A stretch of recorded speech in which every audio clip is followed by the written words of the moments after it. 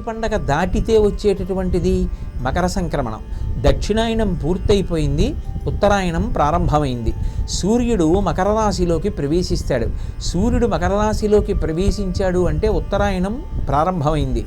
ఉత్తరాయణం అంతా కూడా విశేషమైనటువంటి పుణ్యకార్యాలు చెయ్యడానికి యోగ్యమైనటువంటి కాలం.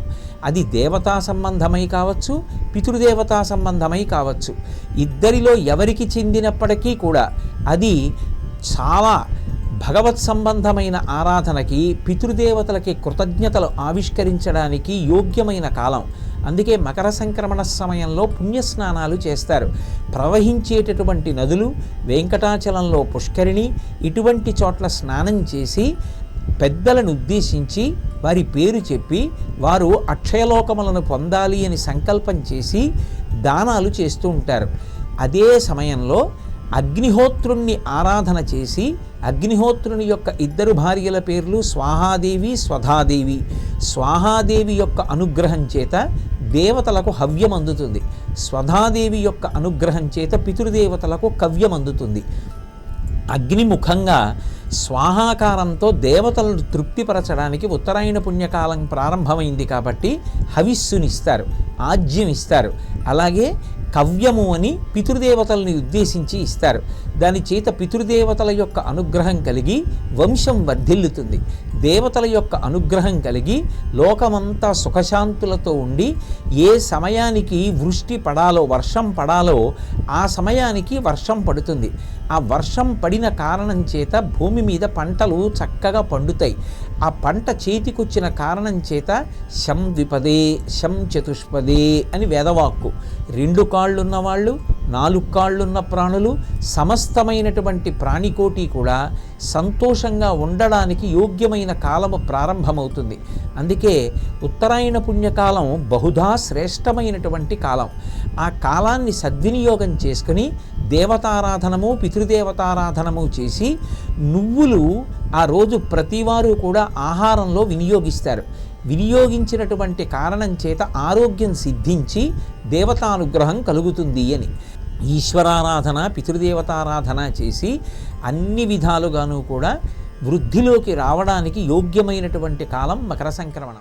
సహస్ర కిరణ సవిత సూర్య స్వాగతం సుస్వాగతం. ఆదిత్య హృదయం తతో యుద్ధ పరిశ్రాంతం సమరే చింతయా స్థితం. రావణం చాగ్రతో దృష్ట్వా యుద్ధాయ సముపస్థితం. దైవతైశ్చ సమాగమ్య ద్రష్టుమభ్యాగతో రణం. ఉపాగమ్య బ్రవీద్రామం అగస్త్యో భగవాన్ ఋషిః. రామ రామ మహాబాహో శృణు గుహ్యం సనాతనం. येन सर्वा नरीन् वत्स समरे विजयिष्यसि. आदित्य हृदयं पुण्यं सर्वशत्रुविनाशनं. जयावहं जपे नित्यम् अक्षयं परमं शुभं. सर्वमङ्गलमाङ्गल्यं सर्वपापप्रणाशनं. चिन्ताशोकप्रशमनं आयुर्वर्धनमुत्तमं.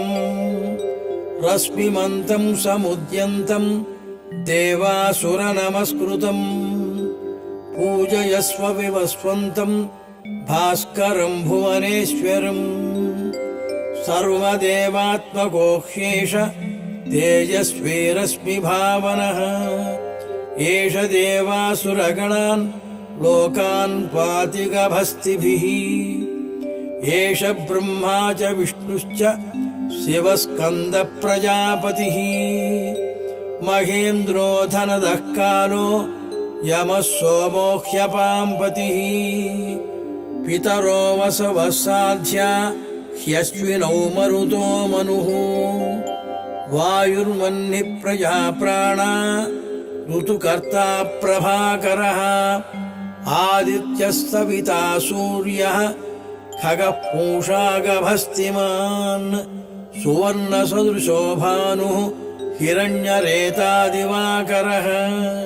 हरिदस्वः सहस्रार्चिः सप्त सप्तिर्मरीचिमान् तिमिरोन्मथनश्शम्भुः त्वष्टा मार्ताण्ड अंशुमान् हिरण्यगर्भशिशिरः तपनो भास्करो रविः अग्निगर्भोदिते पुत्रः शङ्खः शिशिरनाशनः व्योमनाथस्तमोभेदी ऋग्यजुस्सामपारगः घनवृष्टिरपां मित्रो विन्ध्यवीथीप्लवङ्गमः आतपीमण्डली मृत्युः पिङ्गळः कविर्विश्वो महातेजाः रक्तः सर्वभवोद्भवः नक्षत्रग्रहताराणाम् अधिपो विश्वभावनः तेजसामपि तेजस्वी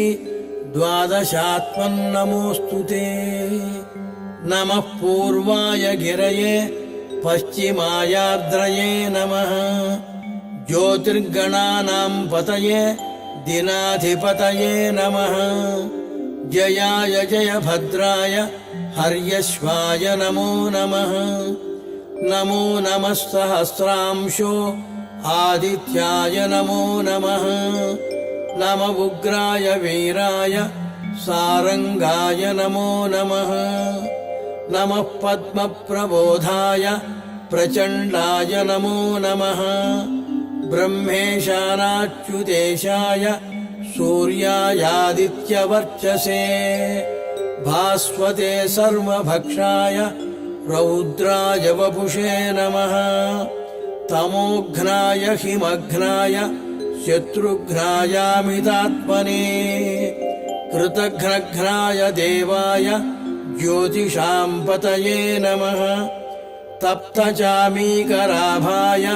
हरये विश्वकर्मणे नमस्तमोभिनिघ्नाय रुचये लोकसाक्षिणे नाशयत्येष वैभूतं तमेव सृजति प्रभुः पायत्येष तपत्येष वर्षत्येष गभस्तिभिः एष सुप्तेषु जागर्ति भूतेषु परिनिष्ठितः एष चैवाग्निहोत्रं च फलं चैवाग्निहोत्रिणां वेदाश्चक्रतवश्चैव क्रतूनां फलमेव च यानि कृत्यानि लोकेषु सर्वेषु परमप्रभुः येन मापत्सु कृच्छ्रेषु कान्तारेषु भयेषु च कीर्तयन् पुरुषः कश्चित् नाम सीदति राघव पूजयस्वैनमेकाग्रो देवदेवं जगत्पतिम् एतत्त्रिगुणितं जप्त्वा युद्धेषु विजयिष्यसि अस्मिन् क्षणे महाबाहो रावणं त्वं वदिष्यसि एवमुक्त्वा तदागस्त्यो जगाम च यथागतम् एतत् श्रुत्वा महातेजाः नष्टशोको भवत्तदा धारयामास सुप्रीतो राघवप्रयतात्मवान् आदित्यं प्रेक्ष्य जप्त्वा तु परं हर्षमवाप्तवान् त्रिराचम्य शुचिर्भूत्वा धनुरादाय वीर्यवान्।